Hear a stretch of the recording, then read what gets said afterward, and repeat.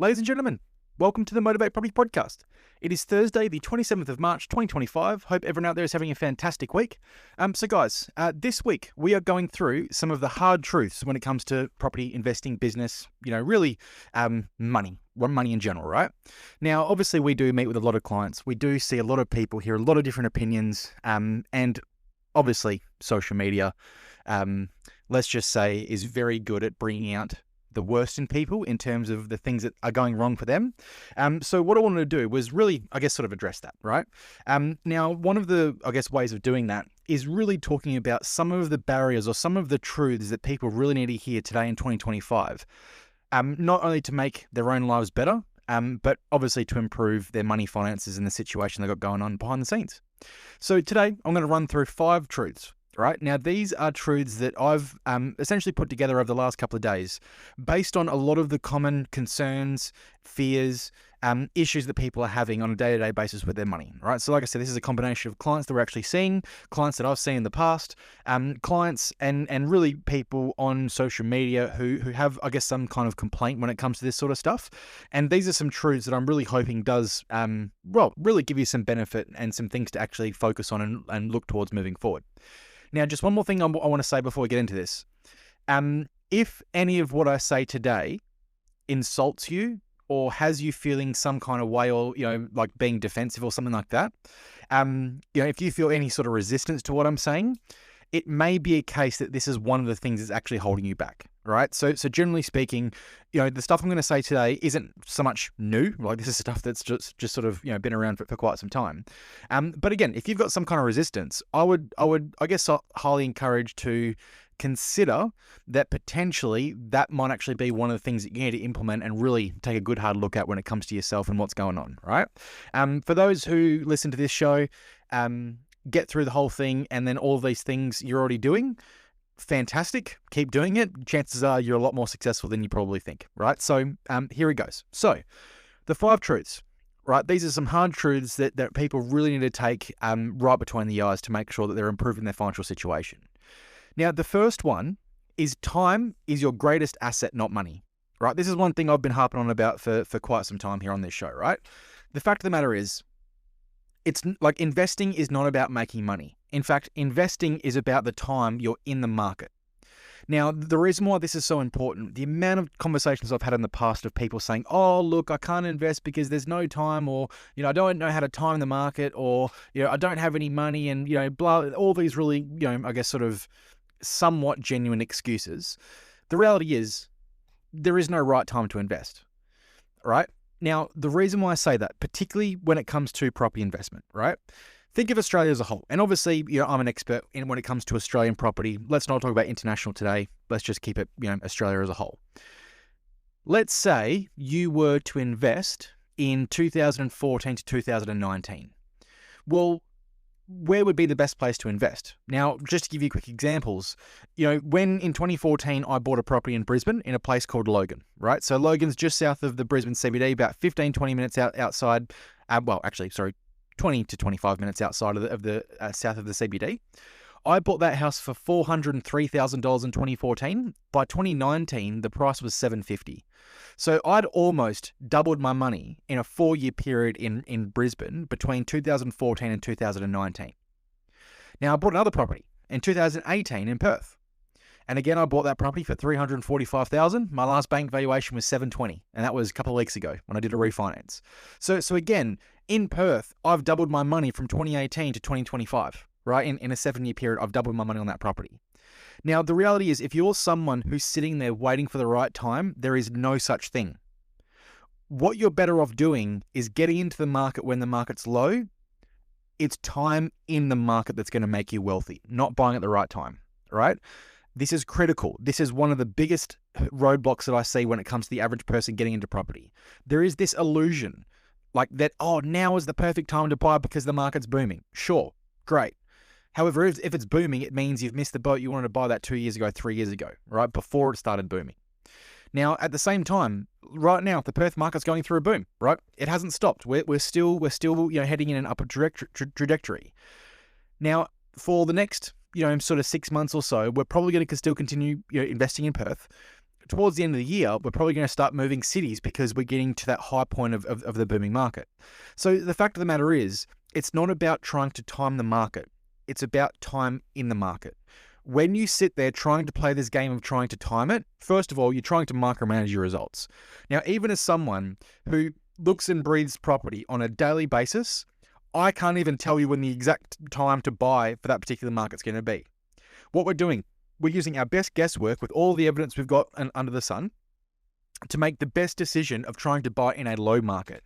This idea that you're going to pick the perfect time at the bottom of the cycle to buy is an absolute waste of time, absolute waste of energy, and it's simply an illusion that's just never going to work, right? So fundamentally, like I said, the number one and really the first hard truth to really get, it's not about timing. It's about time in the market. Time, by far, when it comes to investing, is the greatest asset. Now, this is particularly important for those who are under 40, right? So I know for a lot of people who are, heading and approaching 40, or even people just above 40, they think, it's too late for me. I can never do this. Bullshit. The amount of people, we've got a number of clients that I can rattle off at the top of my head that we've made multimillionaires within 10 years. So the fact of the matter is, if you're someone who hasn't invested, you've hit 40, you haven't invested before, you can invest and still retire and replace your income before 60. It is absolutely possible. It's just simply a case of putting your money into the market and allowing the market and the time in the market to do its work. Cool. So like I said, that is, really the hard truth number one. Now, just to finish up with hard truth number one, notice your behavior and notice the behavior of people around you. All right. When I say time is your greatest asset, right? So here's a different way to think about this. Think about delayed gratification, right? Delayed gratification is a superpower. Think about all the people who are delaying gratification in their life and where they are and how successful they are. Think about the people who can't delay gratification. Look at where they are. All right. Again, I've got a number of examples that I could sort of give you.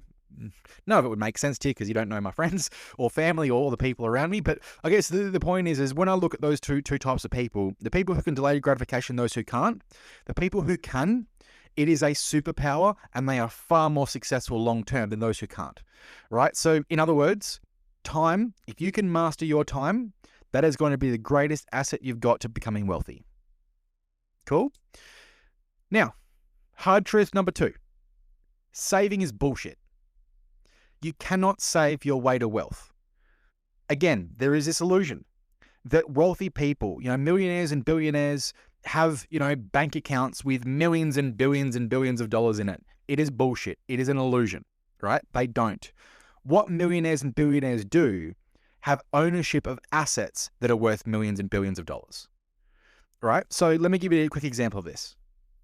Today, I have around $7 million invested in the market, just under $7 million, right? So that's not my net worth. That's the total amount of money that I've got. And I've obviously got quite a bit of debt with that, right?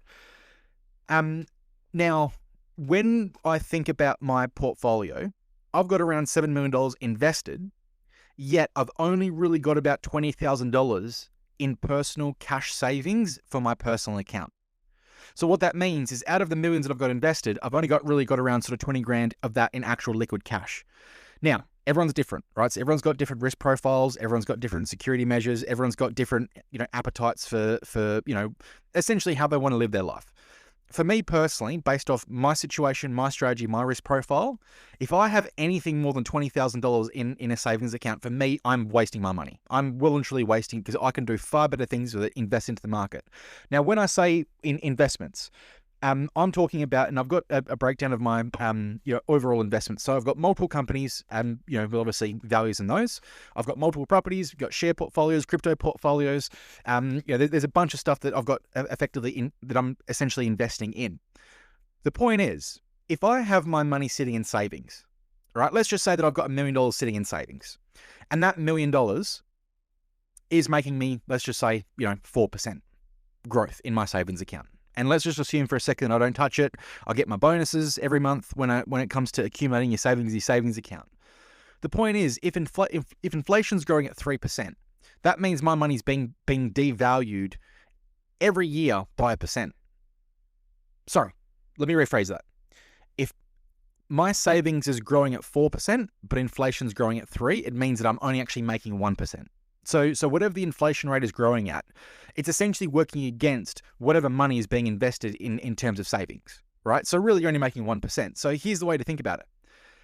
If you do what society tells you to do, you work really, really hard, you sacrifice, you save, you put whatever you can into your pay just to make that 1%, the idea that you're going to save your way to wealth is an absolute scam. It's a con. It is bullshit. It's never going to happen, right? In fact, your wheels are going to continuously be spinning, trying to essentially force yourself forward, and you're going to get absolutely freaking nowhere, right? Now, to be clear, if you don't have any assets, yes, saving is important, right? To get you to your first property, saving is critically important. In fact, in order to get your first property, you need some kind of savings. But the reality is, once you've got your first property, you really shouldn't be focused on saving anymore. Now, I am being very, very general when I say this. Everyone's situation is different. Most people's goals are different. But if you're trying to build wealth and build as much wealth as you possibly can, generally speaking, once you're in the market with that first property, your money should be driving down the debt to build equity to keep reinvesting, not putting it in some savings account where it's making you 4%, getting chewed up by 3% worth of inflation, only making you really 1%. You're going to go fucking nowhere, right? That's just the fundamental reality of the situation. Now, there are some people that say, oh, look, but I can go and get a higher paying job. Yeah, sure, you can. But the reality is, as you go and get higher paying jobs, your lifestyle generally expands that. And you end up being just as broke as you were with the previous job because your lifestyle expands. You're taking on more risk. You're taking on more stress. You're taking on more responsibility. And the way that we generally deal with that with our central nervous systems, we go and spend more money to make ourselves happy and increase the dopamine. That's just human nature. That's just how we operate. And once again, you may be that 1% that doesn't do that. The 99% of people who do that, that's just the majority. That's the reality. That's what I've seen time and time again, year after year of being in this industry. That's just how it works in reality. Wealth is not about what you earn or what you can keep in savings. Wealth is about how big your asset base is and how much that asset base is making money while you sleep. That is wealth, right? So once again, guys, hard truth number 2. Saving is bullshit. Number 3, hard truth number 3. No one is coming to save you. The market does not give a shit about you, or your feelings, or your money, or anything about your life. The market does not care. The market's going to do what the market does. Now, the fact of the matter is, society is designed to keep you broke. It's designed to keep you poor. Society is not conducive to create millionaires and multimillionaires and billionaires. That's just not what society is designed for. Society is designed to keep you in poverty. Now, there is an argument that that's done by design to keep you in control. I'm not going to go there. The point is, we need workers, right? In order for society to function the way that it does, we need worker bees that can solve problems and do that at scale, right? Now, just consider for a second the way that, we're conditioned and really, I guess, sort of how society goes. So, firstly, our parents generally tell us to go and get a good education.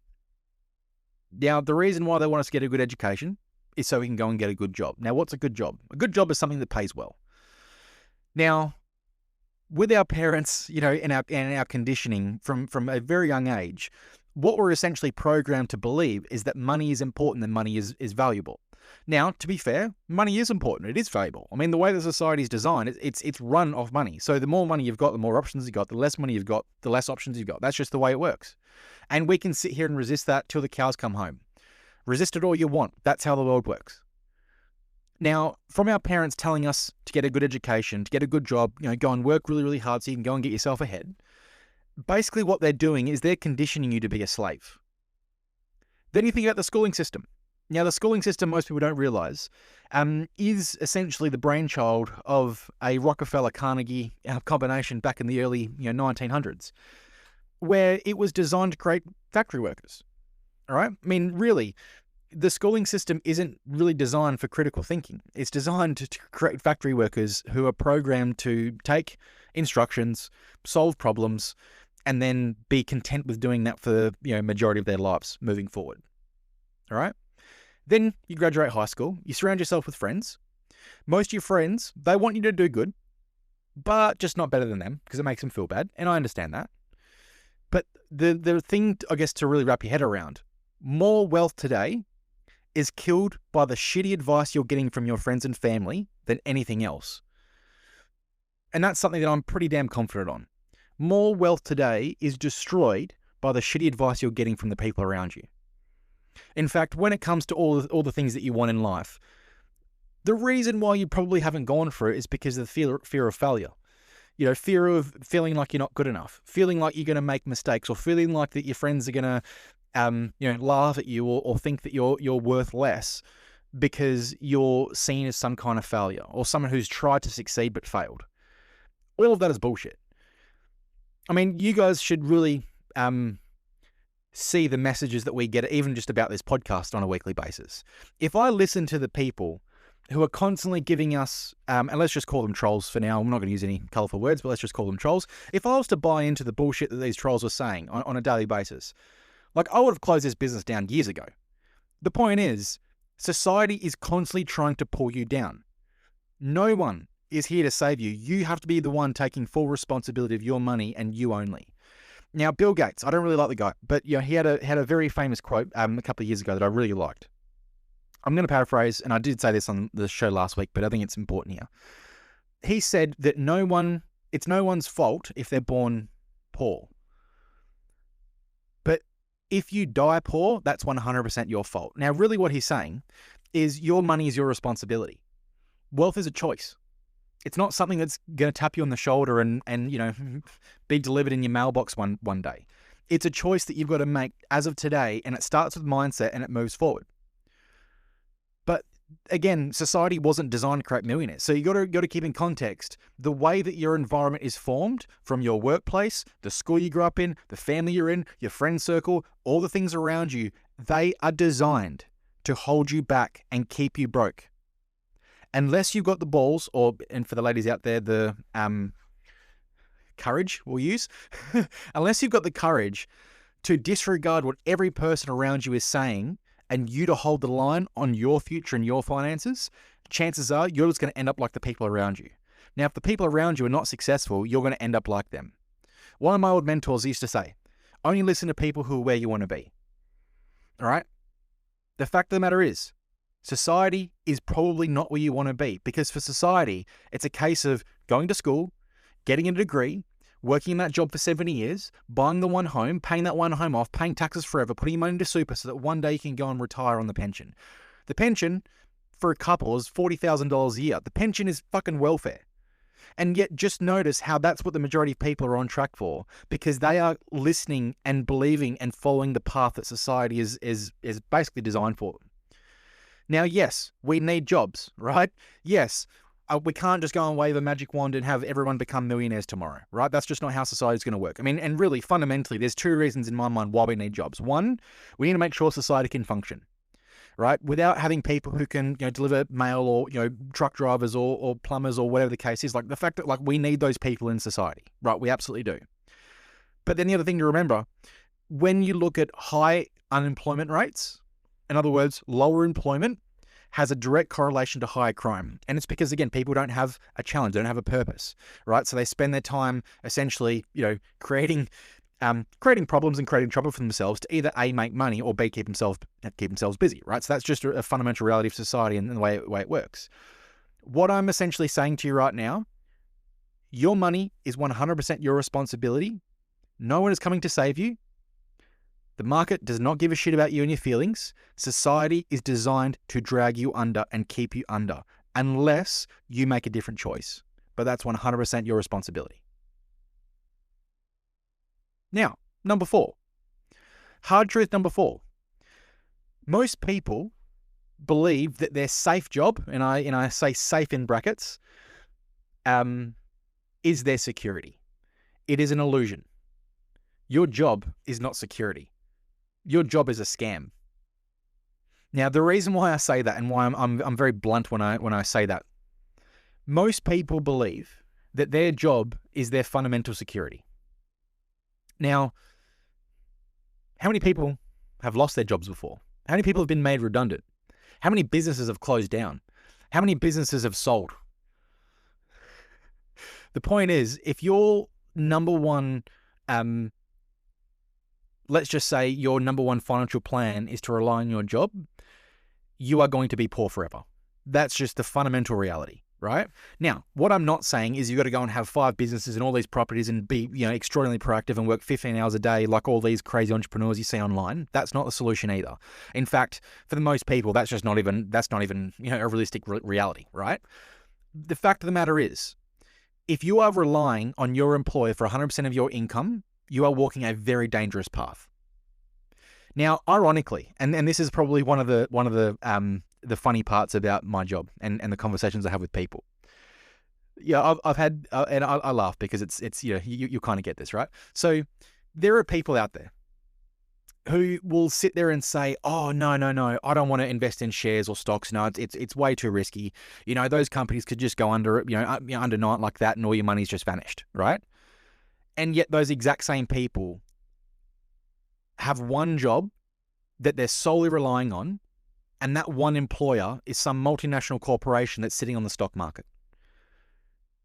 So for those who haven't sort of understood the irony, in one hand, you're saying, I don't want to take the risk of investing in shares because it's like gambling. It's so risky because those companies can just go under overnight. And at the same time, that exact same person is 100% relying on the business that they're working for that is also on the stock market and could go up and smoke tomorrow, and that's your only financial plan. I'm not going to say much more about this, but just consider that for a second, right? It is actual insanity. Now, I feel bad. And one of the reasons I do what I do is to help people and sort of become aware of this shit and really sort of highlight the fact that, in one hand, you're disregarding investment because you think it's risky. And at the same hand, your entire financial life is reliant on your employer existing. And those two things, you kind of have this illusion that they're not symbiotic. They're completely, it's one and the freaking same, right? Now, at the same time, if you're someone who's relying on your employer, and again, most of us are, in fact, when I was before opening Motivate, I was 100% reliant on previous employees. Even today, I'm 100% reliant on Motivate Property performing. If it doesn't perform, I don't make any money, I go broke, this doesn't work. So the fact of the matter is, I'm extraordinarily reliant on the income from Motivate Property, right? But the point is, I've also got Motivate Finance, Motivate Realty, I've got multiple properties, I've got other assets, I've got other businesses. So I'm not just relying on solely one thing, and I'm building, and I guess, the way I like to put it, I'm planting trees in other markets so that one day the fruits, and I'm not going to have to rely just on one employer. Yes, it takes time. Yes, it takes sacrifice. Yes, it takes risk. But the fact of the matter is, you relying on your safe job is the highest risk of all, because that is the gateway to poverty. In other words, if you just continue down that pathway, you'll be broke forever. For me, that is a bigger risk than doing anything. That is the bigger risk than me going bankrupt 3 or 4 times and making money again and trying again. Sitting there relying on your one employer forever, thinking that you're safe and you're secure and that's the pathway to security, is an absolute illusion that you really need to take a really hard look at. Now, finally, hard truth number 5. You're either investing or you're being invested in. You're either playing the game or you don't even realize there is a game. Now, the game that I'm talking about is capitalism. See, ironically, most of us have a how do we put it? Like we're pretty against taxes, let's say, right? And I'm probably one of the first people that would openly say that I believe that the current tax system, federal tax system, is an absolute scam, and I think it needs a serious reconfiguration. Let's just put it that way. But the point is most people don't even understand tax legislation or tax law. Most people don't understand that when the government turns around and says, hey, here is the tax code, here are all the rules and regulations, what they're essentially doing for the poor or people with poor mindsets, they're essentially giving you a book of what you can't do. If you give that exact same tax code to a wealthy person, you're just giving them the cheat sheet of how to play the game. Notice that's a mindset, nothing more. It's simply how you're approaching the tax code. Your money and wealth is the exact same thing. Now, the reason why I use the word capitalism, capitalism is a game that we're playing. The poor don't even realize that there is a game. the wealthy are playing the game very well, playing the game the way it's designed.